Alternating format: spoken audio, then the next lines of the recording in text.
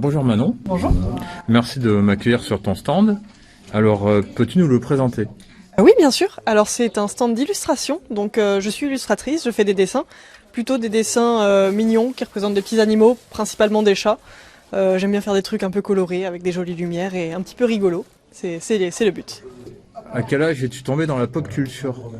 Petit à petit, quand j'étais gamine, je dirais au collège, j'ai commencé à jouer un peu aux jeux vidéo et à lire des BD quand j'étais primaire-collège, et après j'ai baigné dedans sans trop m'arrêter. Quel est ton univers? T'es plutôt fantastique, fantasy, science-fiction, horreur?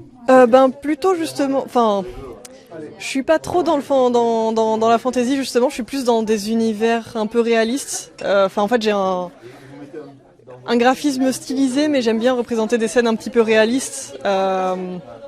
Ou alors, pas forcément dans des univers parallèles, mais quelque chose qui ressemble à notre monde à nous. Quand as-tu décidé d'être illustratrice? Alors, je dessine depuis très longtemps, je dessine depuis que je suis au collège, et je sais plus ou moins que j'ai envie de faire ça depuis le collège, mais bon, à cette époque, je pensais pas que c'était un vrai truc. Et du coup, j'ai toujours fait ça en parallèle de mon activité où je travaillais dans le cinéma d'animation. Et là, depuis un peu moins d'un an, j'ai décidé de me mettre à temps plein dans l'illustration et de ne pas reprendre de nouveaux boulots en tant que salarié et de me mettre à plein temps à mon compte. Donc c'est toi qui dessines? Oui, c'est ça. C'est pas une IA? Non, c'est pas une IA. Qu'est-ce que tu penses de ce combat qui est à l'heure actuelle entre les IA et les... C'est compliqué, mais je pense qu'il faut faire attention à préserver l'humain, parce que en fait, si l'humain apporte quelque chose dans le métier, c'est pour une raison. L'IA, ça peut être des très bons outils pour faciliter certaines étapes de travail, mais c'est pas fait pour remplacer l'humain, et je pense pas que ça le remplacera, parce que l'humain, il apporte des idées nouvelles, ce que l'IA n'apporte pas trop. L'IA ne fait qu'imiter, et donc au bout d'un moment, ça marche pas, quoi. Mais voilà, faut faire attention. Après, c'est une histoire de aussi une histoire de valeur. C'est quand t'as le choix entre pour illustrer la couverture d'un livre, payer un vrai humain illustrateur, lui permettre de manger et avoir une vraie œuvre pour toi, ou alors faire par une IA qui va imiter et prendre illégalement le travail de quelqu'un d'autre. Après voilà, c'est une histoire de valeur. De ce que tu veux, ce que tu acceptes de faire, ce que tu veux aussi montrer comme image de toi. Quelles sont tes influences? Diverses. Déjà la vraie vie. J'aime bien observer ce qui se passe, un petit peu prendre des idées que je vois dans la vraie vie.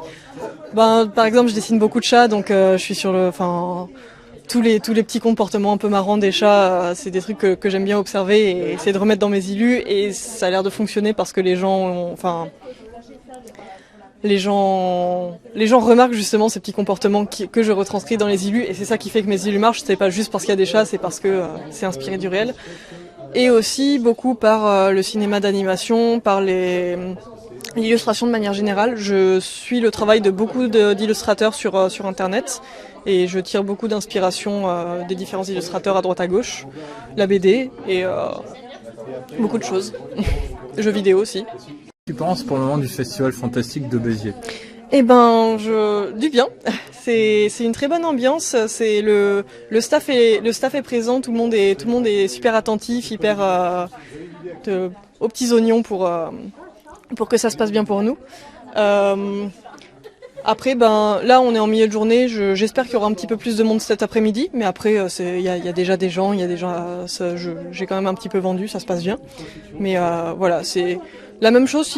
En espérant qu'il y ait un tout petit peu plus de monde cet après-midi, ça serait chouette. Pour toi, qu'est-ce que l'imaginaire?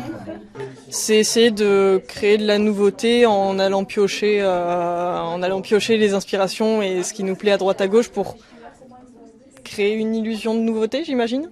Je sais pas. Qu'est-ce que t'apporte l'imaginaire dans ta vie de tous les jours? Une distance avec la vraie vie et avec le stress du quotidien. Quand l'actualité va mal, on va se plonger dans des jeux vidéo, dans des BD ou dans des jolis dessins pour oublier que le vrai monde, il est un peu moins marrant. Quels sont tes projets? Quels sont mes projets? Déjà continuer ce que je fais, continuer à faire de l'illustration, essayer de développer encore mon style pour avoir quelque chose qui me plaît encore plus. Continuer à faire des conventions, donc essayer d'aller un petit peu partout et du coup rencontrer des gens, tout ça. Et éventuellement, mais ça c'est un projet un peu plus futur qui est dans ma tête pour l'instant et j'espère un jour sur papier, potentiellement de la BD. Où est-ce qu'on peut te trouver sur les réseaux? Un peu partout, sur Instagram principalement, sur TikTok, sur Twitch. Je fais des lives sur Twitch de plus en plus souvent. Et sur ma boutique en ligne, manonmernia.com. Et voilà, je crois que c'est déjà pas mal. Est-ce que tu aurais autre chose à rajouter? Faites du dessin, faites des choses mignonnes, apportez de la joie de vivre qu'il n'y a pas déjà dans le monde réel. Enfin, voilà, rendez le monde un peu plus fun et voilà. Je te remercie. Merci à vous.